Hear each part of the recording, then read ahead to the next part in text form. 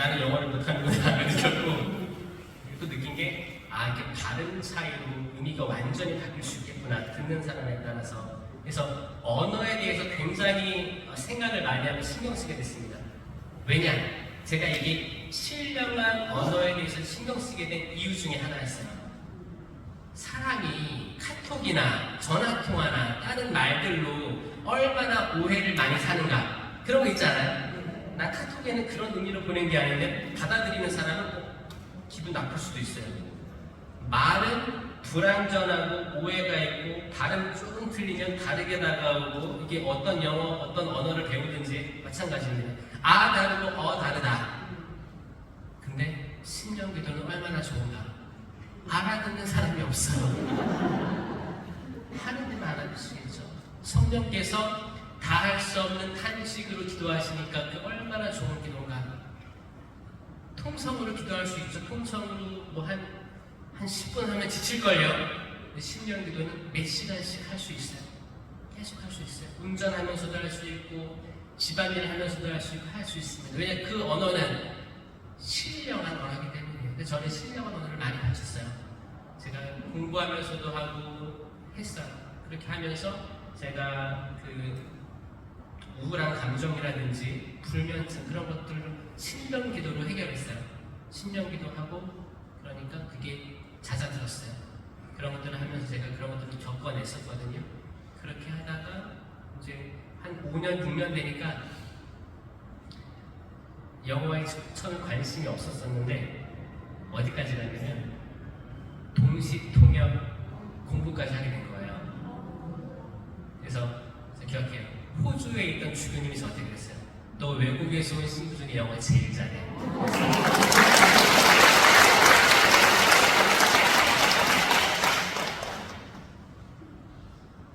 그리고 이제 영어가 잘 되니까 기쁘게 살았죠. 한 6년 되니까 6, 7년 이제 되고 기쁘게 거기서 똑같이 호주 친구님처럼 살았어요. 거기서 살고 그렇게 했는데 나중에는 이제 나 이렇게 호주에 쭉 살게 되는 거 아닌가라는 생각이 들었어요. 왜냐면 호주 신부님, 주교님도 너무 잘 대해주고 저에게 많은 애정을 표시했어요. 호주에 있을 때 호주 청년들을 데리고 세계 청년대회에 2번 갔다 왔거든요. 제가 인솔자로 갔다 온 거예요. 이건 되게 뜻밖의 기회였습니다. 저는 외국 신부인데 외국 신부가 자국 청년들을 데리고 파나마 대회, 폴란드 대회에 다녀왔어요. 제가 인솔에 다녀온 거예요. 그럼 제가 영어를 잘했겠어요? 못하겠어요? 잘했죠. 그 정도였어요. 그렇게 다녀오고 호주에서 전폭적으로 지원을 했습니다. 마치 저를 끝까지 데리고 살 사람처럼. 한국에선 연락이 없었어요. 전 그랬죠. 나를 호주로 보내놓고 까먹으셨나, 주교님이? 그러다가 이제 10년이 됐어요. 10년이 됐습니다. 그때가 코로나 한참이었습니다. 2022년 11월. 그때 코로나 한참이어서 공항에 갈 수 있던 사람들은 비행기 티켓이 있는 사람들만이었고, 군인들이 앞에 지키고 서 있었고 다 자가격리였어요.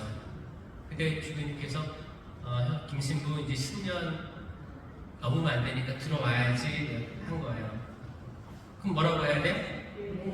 네, 알겠습니다. 근데 마음속으로 그랬어요. 그래도 제가 여기 오래 살았는데 코로나가 좀 정리되고 마무리되고 선교도 마무리했으면 좋겠다는 마음이 있었어요. 왜냐면 그나마 제가 젊은 신부이기 때문에 이런 미사를 영상으로 송출한다든지 이런 것들 제가 호주에 사고 있었기 때문에 다 호주는 할아버지 신부님들입니다. 그래서 제가 그런 거거든요. 그래서 그런 마음이 있었지만 어차피 처음에 나도 호주 오기 싫었는데 순명해서 왔는데 좋더라는 거죠. 그러니까 지금도 가기 싫지만 순명하고 가야겠다는 생각이 들었어요. 순명하고 돌아왔습니다. 돌아왔으니까 제가 이제 11년 차였는데 다 동기들 주임하고 있고 주임 되겠지라고 생각했었는데 주교님께서는 자네가 외국인으로 살아서 이주민들의 마음을 잘 이해하겠구나. 외국인 담당해라. 그래서 교구청으로 온 거예요. 교구청 올 때 다들 놀랐어요. 아니 이렇게 특수사업을 오래 했는데 왜 본당을 못 나가냐. 근데 지금 돌이켜보니까 제가 본당 신부였으면 이런 강의도 못 다녀요. 그래서 저는 그 교구성에서 외국인 담당을 이제 주중에 하고 이제 저녁 시간에는 강의들로 다니고 있는 신부가 된 게 돌이켜보면 하느님께서 다 예비하시고 준비하셨다고 믿게 됐어요. 그렇죠?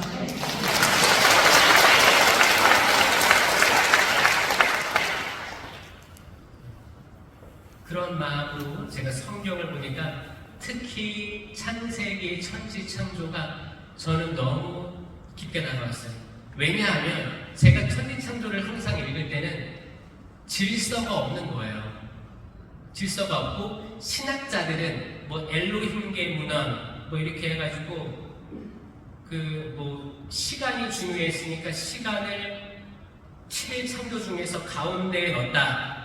위에 3개, 아래 3개, 가운데 왜냐면은 태양이 넷째 날 창조됐기 때문에 뭐 이런 식으로 배웠었어요, 신학교 때. 그래서 헷갈렸어요. 아니 첫째 날 빛이 있는데 왜 넷째 날 태양이 있지? 이런 게 이해가 안 됐었거든요. 제가 돌아온 일들을 생각하고 질서가 없이 보였는데 질서가 있더라 이걸 깨닫고 성경을 다시 읽는데 기가 막힌 거예요. 7일 창조가 있죠.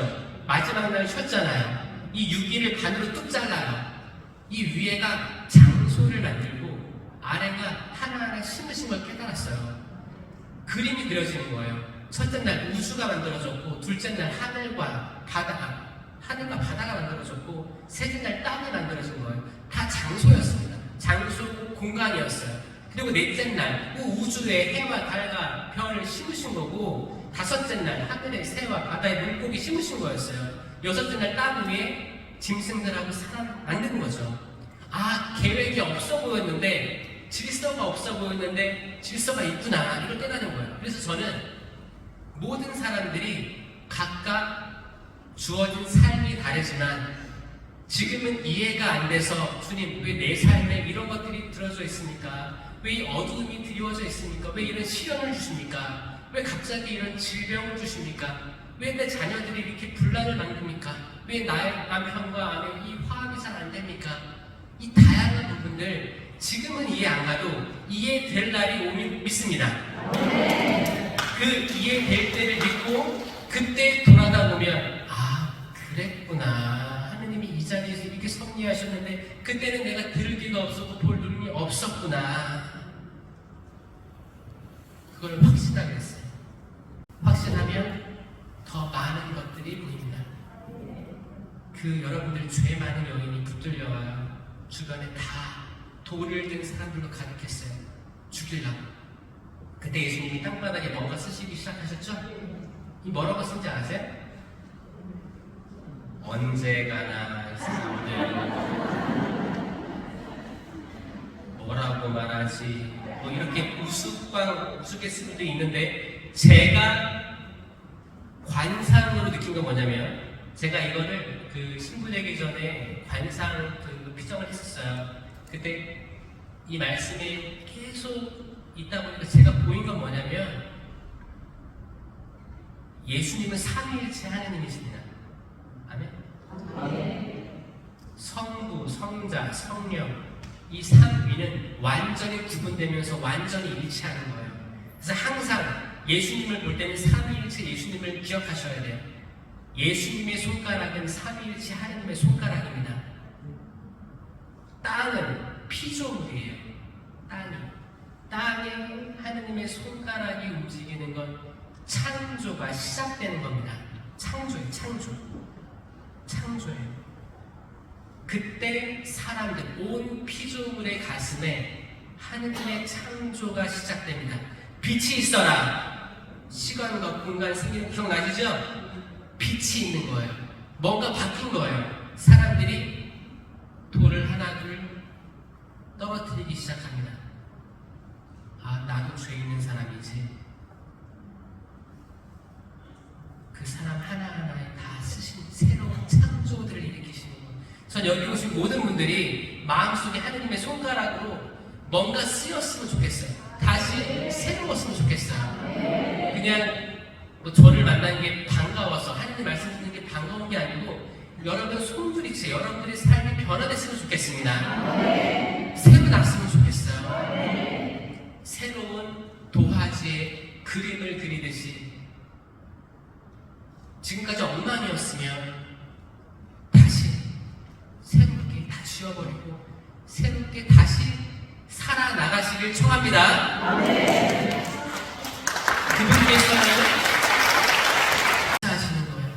하느님의 말씀은 살아있고 힘이 있으며 어떤 쌍날칼보다도 날카로워 관절과 골수를 쪼개어 사람의 마음속 생각을 드러나게 하는 겁니다. 그분의 말씀이 쓰여지는 거예요. 그분의 말씀. 그래서 제가 오늘 그 주제 선포를 뭘로 할지 하나 그걸 정한 거예요. 티모테오 후서 4장 2절이에요. 말씀을 선포하십시오. 이 부분 바울 사도가 감옥에서 쓴 편지예요. 인생 순교에 처하기 얼마 안 남은 때 격려의 편지를 쓴 거거든요. 말씀을 선포하십시오. 기회가 좋든지 나쁘든지 꾸준히 계속하십시오. 여러분도 각각의 본당과 단체와 가족 기회가 좋든지 나쁘든지 꾸준히 해나가십시오. 말씀을 선포하는 거예요. 자녀들에게, 가족들에게 성경을 읽는 거예요. 신앙생활 각자 한다고 하잖아요. 아니요, 이게 어려운 거 알았어요. 저는 어렸을 때 아버지가 꼭 오후 3시만 되면 저하고 형을 불러서 성경을 꺼내서 읽게 했습니다. 짧은 구절 읽게 하고 성경을 덮으라고 그랬어요. 그리고 지금 읽은 거 얘기해봐 그랬어요. 이거 어떻게 얘기해줘요? 근데 그걸 매일 했어요. 매일 하니까 이제 물어본 거 제가 알잖아요. 그러니까 집중해서 읽게 되는 거예요. 집중해서 덮어. 기억해서 얘기해요. 그러면 그걸 읽은 것 중에서 뭐가 마음에 와닿니? 뭐야? 또 다른 게 주어지는 거예요. 생각해보는 그 말씀을 궁금해 생각해보는 이게 무슨 뜻이지? 혹시 질문이 있으면 얘기해봐라. 아버지가 항상 얘기했던 게 뭐냐면 성경을 읽고 질문하지 않는 것은 읽지 않은 거나 마찬가지다. 질문이 떠올라야 된다. 왜 성경에 이런 게 적혀 있는지. 그럼 아버지가 답변했을 때 그 말이었거든요. 이거를 매일 했어요. 매일 오후 3시만 되면. 그럼 그 3시가 좋았겠어요? 싫었겠어요? 싫었어요. 그런데 성당에서 성경 경시대회가 있었습니다. 저는 성경 경시대회 준비 하나도 안 하고 1등 했어요. 왜? 매일 봤기 때문에. 매일 볼 수밖에 없는 상황이었기 때문에. 가족들하고 성경을 마지막으로 보신 지가 얼마나 됩니까? 저는 그 당시에 부모님께서 했던 것들이 이게 가장 큰 훈육이었다라고 생각하고 지금도 감사해하고 있어요. 여러분들도 성경 읽는 집안이 되도록 기도할게요. 그렇게 되세요.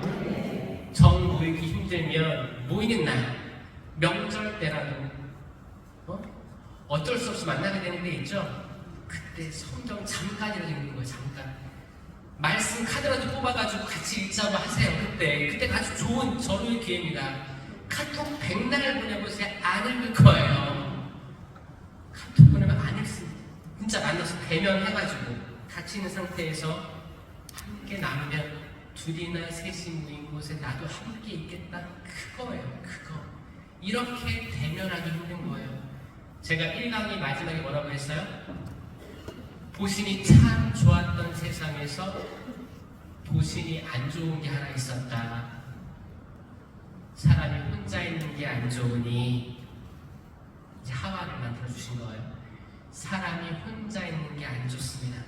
저도 호주에서 제가 영어를 못했지만 영어에 관심이 없었지만 영어를 잘하게 됐던 비결 중에 하나는 제가 문 밖을 나오기서부터였어요. 저는 호주에 들어가서 사람들이 무서웠습니다. 대화하는 게 무서웠어요. 그래서 골방에 갇혀서 그 영어 강의를 동영상으로 공부하고 있었어요. 이미 영어가 되는 사람들이 해외 나가서 하면 잘 살겠죠. 근데 준비 안 된 상태에서 나가게 되면 두렵습니다. 두렵습니다. 방해만 있었어요. 근데 이렇게 해서 내가 말할 상대가 없으니까 영어가 안 된다는 걸 깨닫고 문 밖을 나갔어요. 식당도 혼자 가보고 카페도 혼자 가보고 뭐 택시도 타보고 다양하게 제가 준비한 걸 표현하고 들리나 안 들리나 녹음도 하면서 피드백을 받고 다른 성당 다니면서 신부님들의 강론도 녹음해오고 다시 들어보고 디테일션 받아쓰기도 해보고 이런 식으로 한 거예요. 이런 식으로 했어요.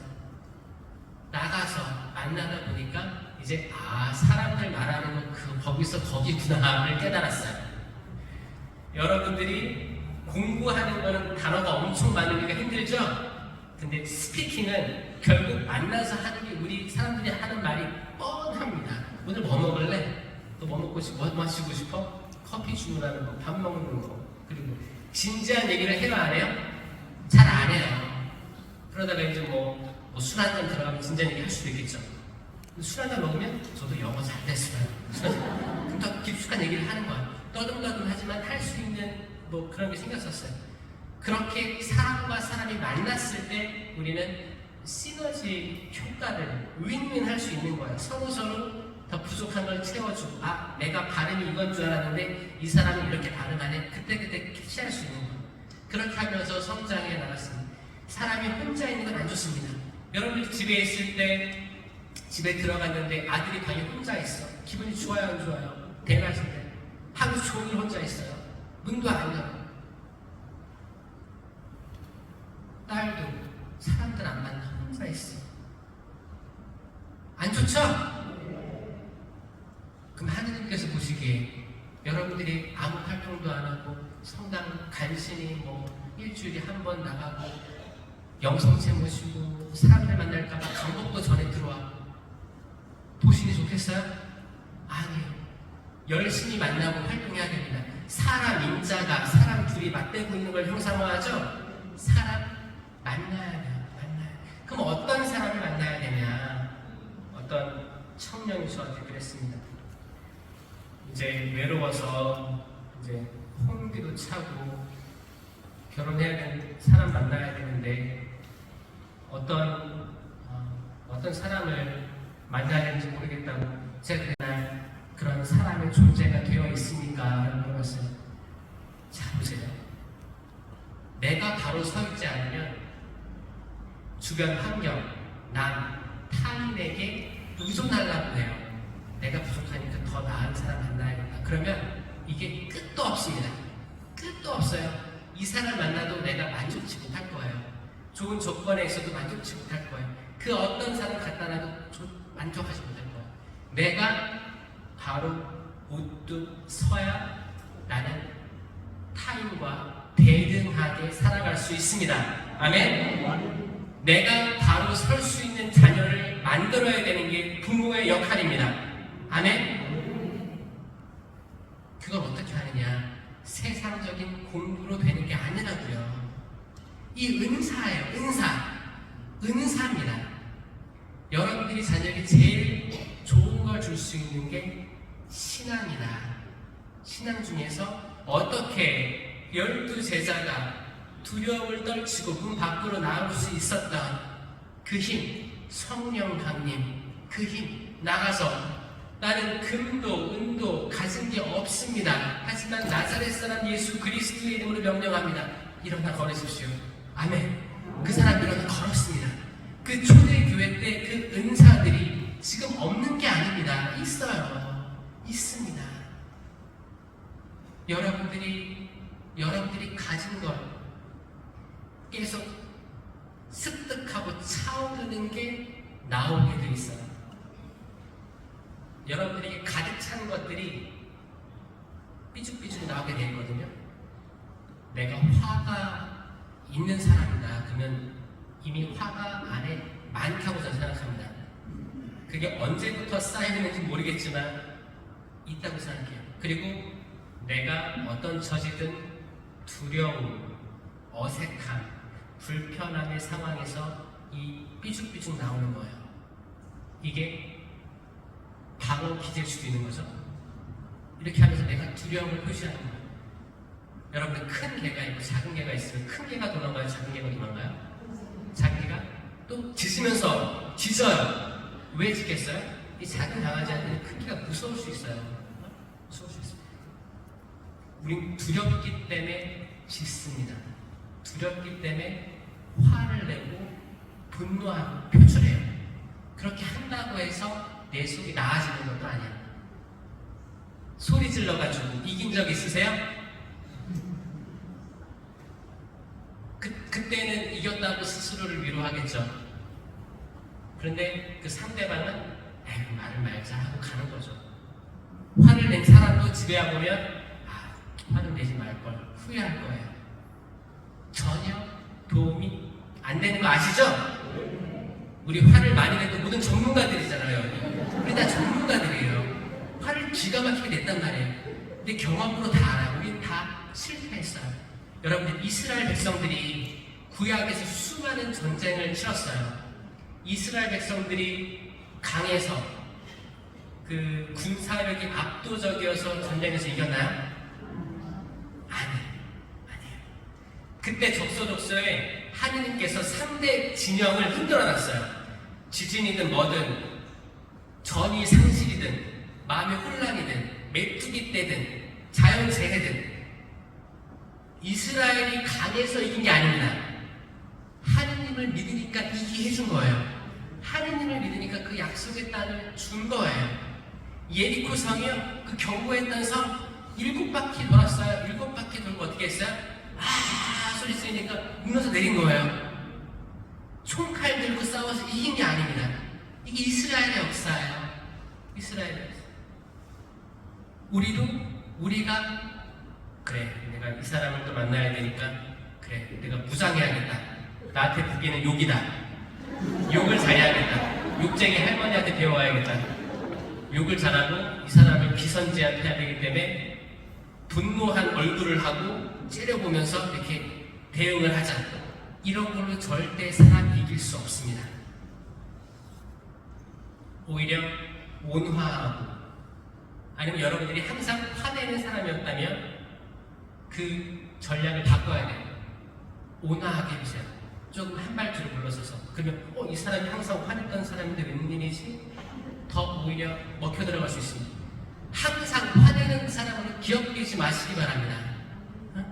오히려 여러분들이 회개하지 못하면 되겠어. 스스로에게 화를 내야 되고, 다 스스로 해야 돼요. 스스로를 채찍질 해야 돼요.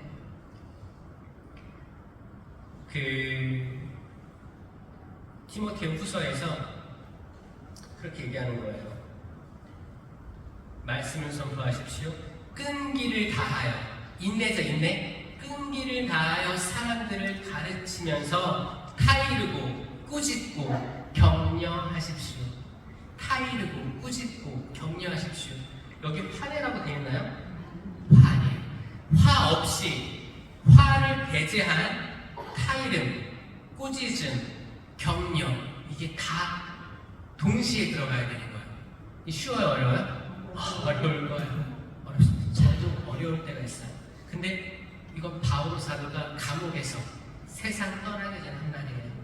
꼭 명심하세요. 사람들이 더 이상 건전한 가르침을 받아들이려고 하지 않을 때가 올 것입니다. 지금이 그때예요.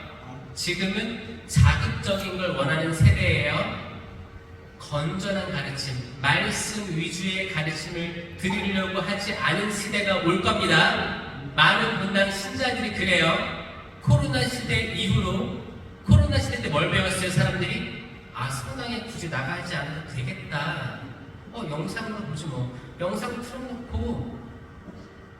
틀어놓고 여기는 드라마 틀어놓고 같이 본 사람이 있었겠어요, 없었겠어요? 있었어요. 영상 틀어놓고 설거지 하면서 미사 드린 사람이 있었어요? 있었어요. 그 유혹이 있었어요. 당연히 집중이 안 되니까 멀리 있는 것 같고, 영성체 할 때만 신령성체조차 안 한 분들이 많아요. 여기 나오니까 듣는 거야. 그냥 들으면 이게 신령성체 기도를 내가 한 거예요? 아니에요. 안 한 거예요. 신령성체 뜻이 뭐예요?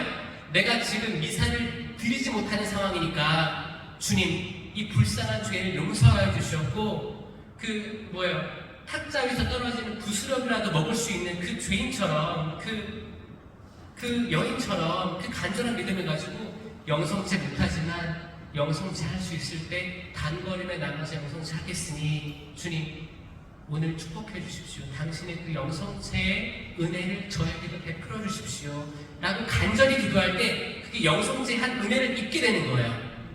이게 실영성체입니다. 코로나 시기 때 실영성체 제대로 하는 사람들이 별로 없었어요.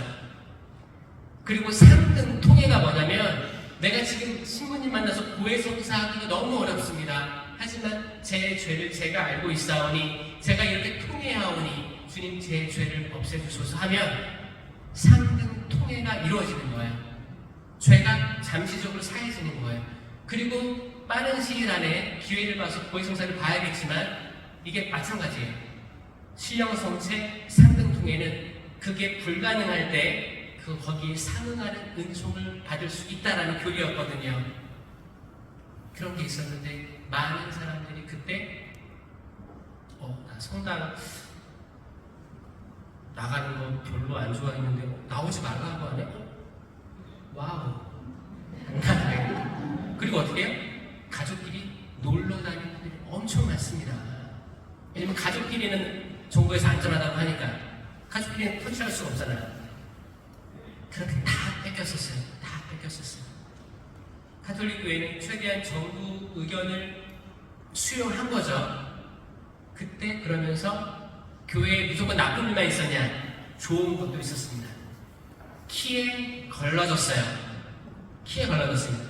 지금 교적들을 보면 만약에 4,000, 5,000 본당에 실신자율이 한 1,200명 정도 나와요. 1,200명 정도. 만약에 10,000명 성당이면 한 2,000명 나오는 거예요. 나머지는 어디 있어요? 그러니까 뭐예요? 교적에 허수가 많이 있다. 같이 교적 가지고 있었는데 아이들이 분가에 갔어요.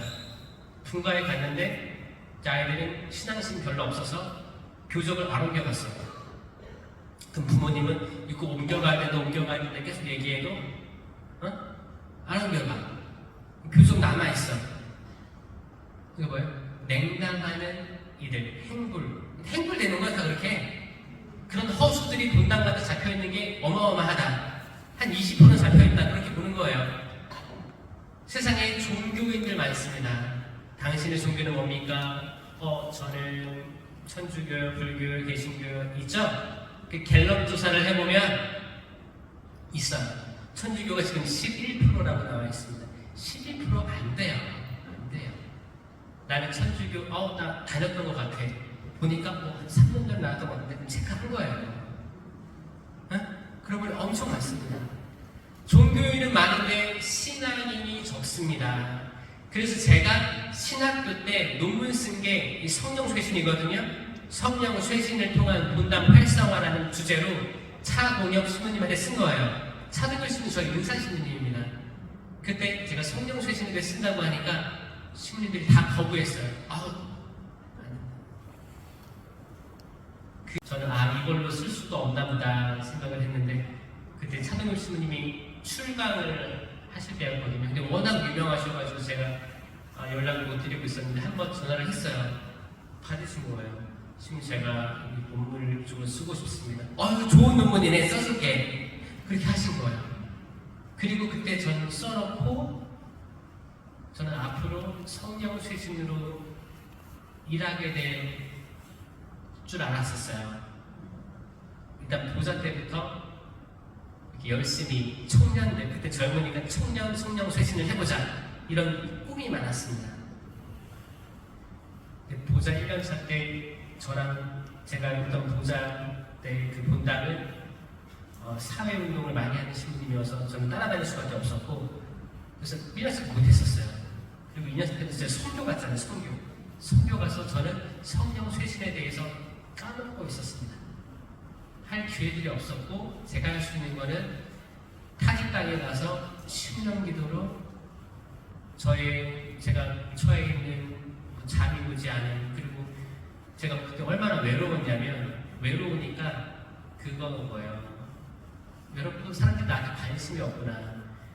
그 한국에 있을 때는 친구들도 많고 동기들도 많고 있었는데 해외에서 몇 년 살다 보니까 연락이 아무하지도 않은 거예요. 아무하지도 없고 고독하게 거기서 공부하고 살아가려고 하는 제 모습이 막 했었는데 때로는 무너지는 거예요. 무너지고 말도 안 되죠. 그러니까 내가 여기서 죽어버리면 나를 위해 슬퍼해줄 동기들이 있을까? 이런 상상, 망상들이 들고 그 제가 밤에 그 약간 공포심이 있어가지고 불을 켜놓고 잤습니다. 그 호주가 그냥 시골집들이에요. 사세간이 시골집입니다. 밖에 통로하고 다 창문들이 통유리고 밑에 다 뚫려 있어요. 동물들도 왔다가 하고 이만한 그 리저드 그거예요. 도마뱀들이 다 들어오고 그래요.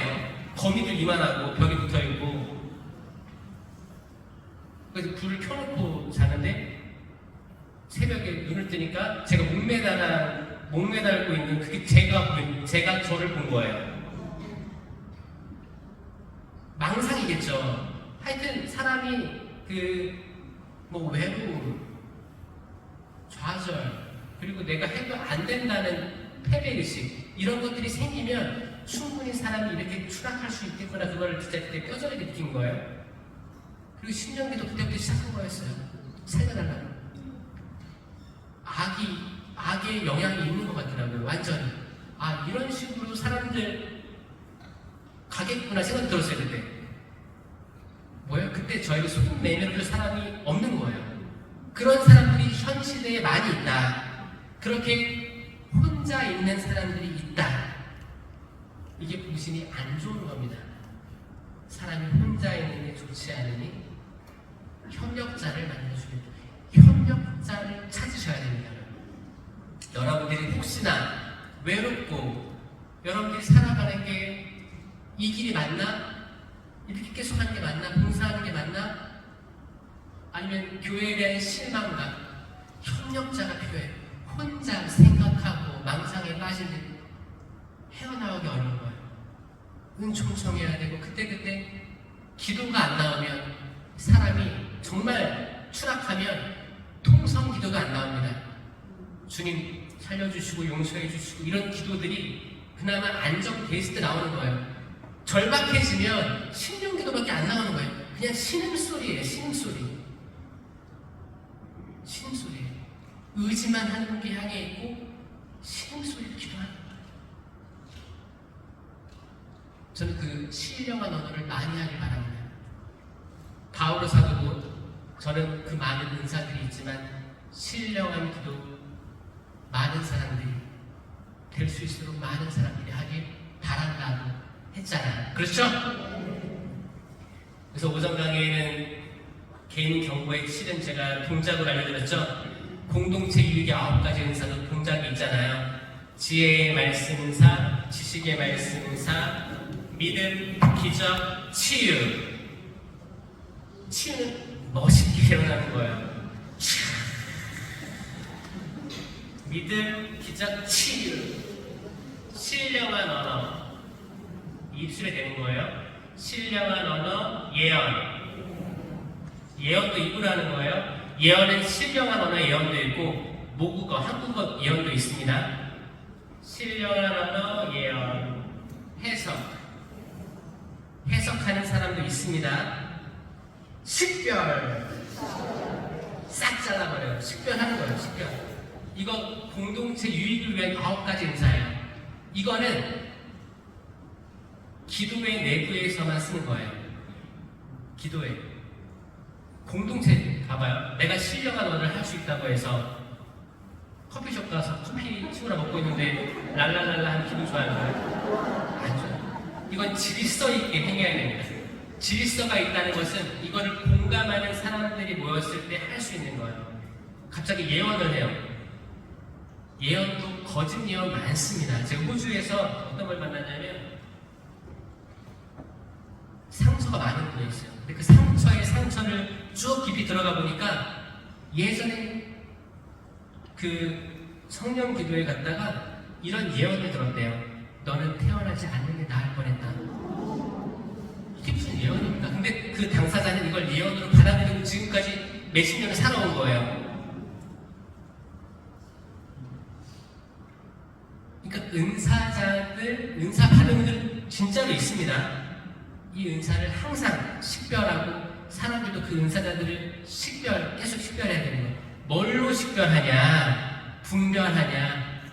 심판하라는 게 아닙니다. 심판은 오직 하느님께 유보되겠습니다. 우리는 심판하는 존재가 아니에요. 심판하지 마세요. 심판은 하느님. 우린 분별하고 자리에 있을 수 있고 자리를 떠날 수 있는 거예요. 뭘로 식별하냐? 성령의 9가지 열매로 식별하는 거예요. 이거 말고 없습니다. 이 열매가 맺혀져 있으면 하나라도 성령의 사람인 거예요. 이게 하나도 없다. 그러면 성령에서 온 사람이 아닙니다. 사랑,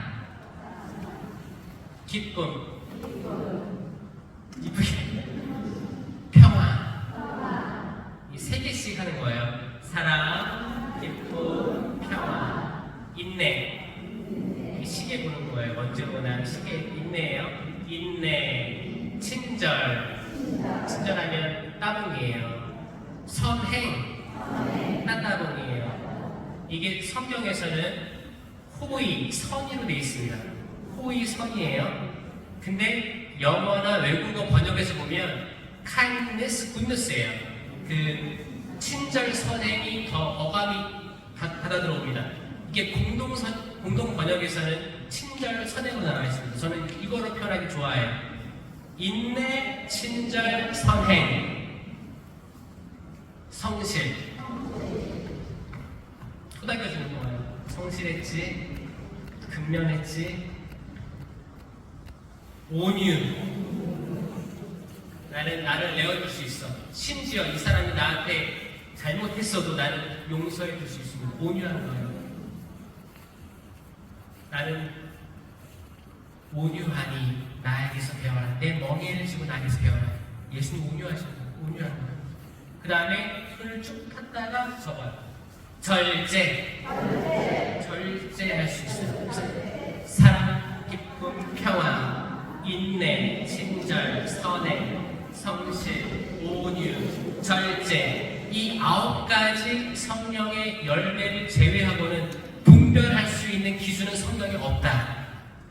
아멘? 이거 봉사자들 꼭 기억하시면 좋겠습니다. 제가 한국에 와서 놀란 게 뭐냐면 성령 강림 대축일 때 은사 뽑기를 하고 있는 거예요. 그리고 서로 자랑해요.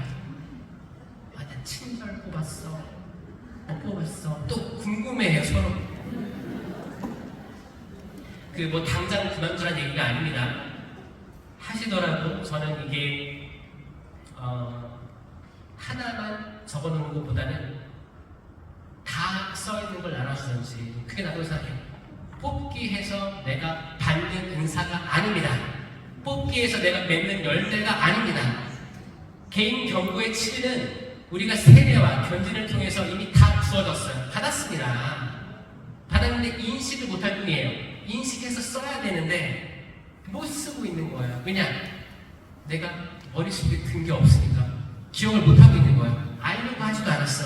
그냥 그런 게 있대. 받았나 봐. 모르고 있으니까 모르는 거예요. 드라마를 보면 사돈의 거기 등장인물 다 외워요. 드라마를 보면 스토리를 다 기억해. 그 많은 스토리를. 근데 정작 성령칠은 몰라. 성령칠은 우리가 세례 견진으로 다 받은 은사고 이거를 충분히 발휘할 때 내가 바로 설 수 있는 은사인데 이거를 모르고 내 자녀도 모르고 우리 가족이 다 모르고 랄랄라 모르는 거예요.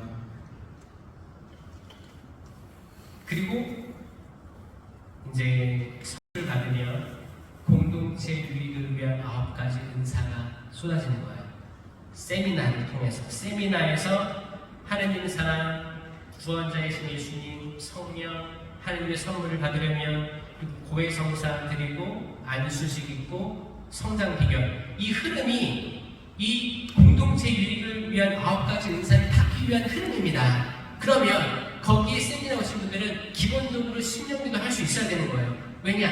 이게 가장 보편화된 은사이기 때문에 신령한 기도를 내가 할 수 있게 되면, 내가 한다고 믿으면 그 믿음 속에서 믿음, 기적, 치유, 예언 다 거기서 다 그 은사들의 통로가 신령기도예요.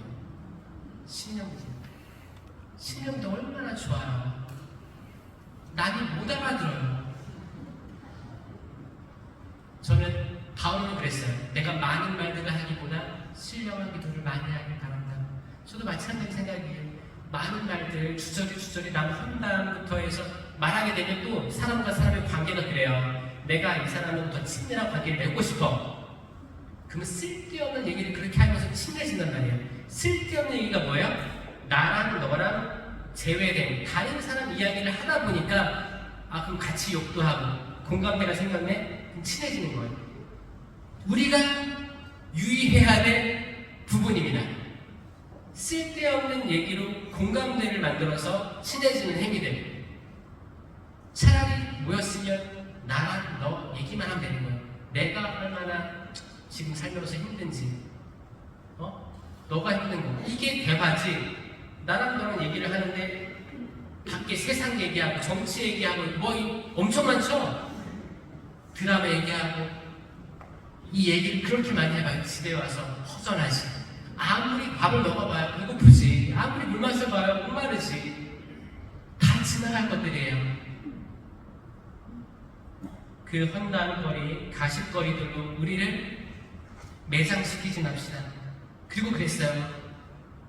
진리에는 더 이상 귀를 기울이지 않고, 티모테 후서에서 계속, 그러나 그대는 어떠한 경우에도 정신을 차리고 고난을 견디어내며 복음 선포자의 일을 하고 그대의 직무를 완수하십시오.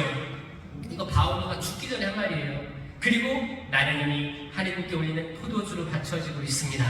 내가 이 세상을 떠날 때가 다가온 것입니다. 여러분, 포도주 어떻게 만드는지 아세요? 저 호주에서 포도주 만드는 거 많이 봤어요. 포도 다 으깨야 돼요. 으깨야 돼요. 발로 으깨요. 포도는 그 아름다운 포도 알갱이로 있으면 포도주가 될 수가 없습니다. 밟히고 짓밟히고 때로 눈물도 흘려야 되고 무너져야 됩니다. 무너지는 거 두려워하지 마세요. 하나님이 일으켜 주실 건데요. 그거를 믿고 가는 거예요. 가는 거예요. 세상 사람들이 나를 무너뜨리자 일어날 건데 그 오른쪽에서 수천이 공격해온다고 해도 전혀 두려워하지 마시고 그게 가는 거예요.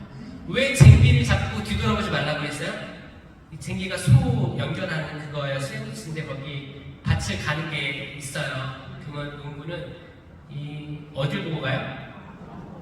이 앞도 아니고 소 발, 뒷발을 발을 보면서 거의 땅 발을 보면서 가야 되는 거예요.